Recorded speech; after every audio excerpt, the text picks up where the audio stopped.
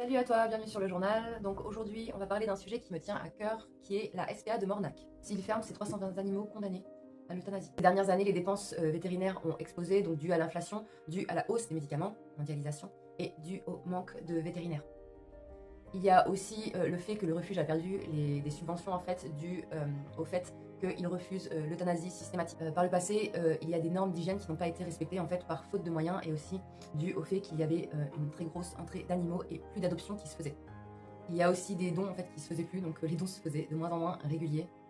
Donc voilà, ça engendrait pas mal de problèmes. Résultat, une énorme pression sur les bénévoles. Heureusement, les gens se sont sensibilisés et du coup, les dons ont repris en fait au courant de cette année.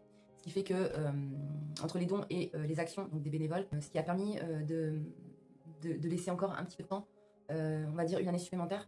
Mais en fait, c'est fragile, en fait, c'est très fragile. Et en fait, les dons, c'est ce qui permet en fait de maintenir cette structure ouverte.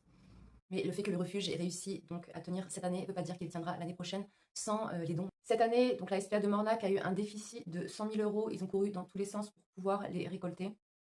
100 000 euros, c'est 100 000 familles donnant 1 euro par an. Il faut savoir qu'on est quand même 30 millions de familles en France et que dans la réalité, ce sont que 2083 personnes qui ont agi. 2083 personnes pour 100 000 euros, ça représente 48 euros par an. Donc, au lieu de 1 euro par an, ces personnes ont dû débourser 48 euros à l'année. Grâce à ces dons, donc le refuge a été sauvé pour une année supplémentaire. Mais est-ce que dans ces 2085 personnes, pour l'année suivante, est-ce qu'on va pouvoir compter sur la totalité? J'en suis pas sûre. Je pense qu'on peut en retirer au moins la moitié. Car les dons vraiment viables, c'est les dons effectivement qui sont mensuels. Ceux qui ont fait des dons ponctuels ne seront sûrement pas là l'année prochaine. En tout cas, preuve que certains en font plus que d'autres. Et dans ce système de certains qui en font plus que d'autres, le problème c'est que ça ne peut pas être viable dans le temps. Donc j'aimerais que les gens prennent conscience que finalement, il n'y a que nous pour sauver ce qui reste du vivant, quoi. Donc toi aussi, tu peux aider, par exemple, en faisant un don. Je demande que 1 euro par an, ça représente 8 centimes par mois. C'est pas grand-chose.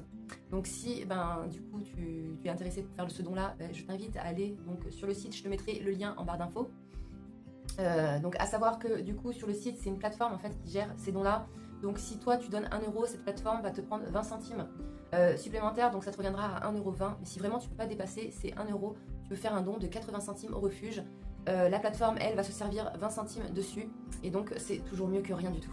Faisons mieux que l'État finalement. De toute façon, on est l'État, donc on doit participer à ça. Et ne pas toujours se reposer finalement sur nos dirigeants. Nous aussi, on a notre part à faire. Nous aussi, on a le choix. Là, je parle de refuge, mais c'est comme ça pour tout, hein, finalement, pour toutes les bonnes causes. Alors, ensemble, faisons mieux.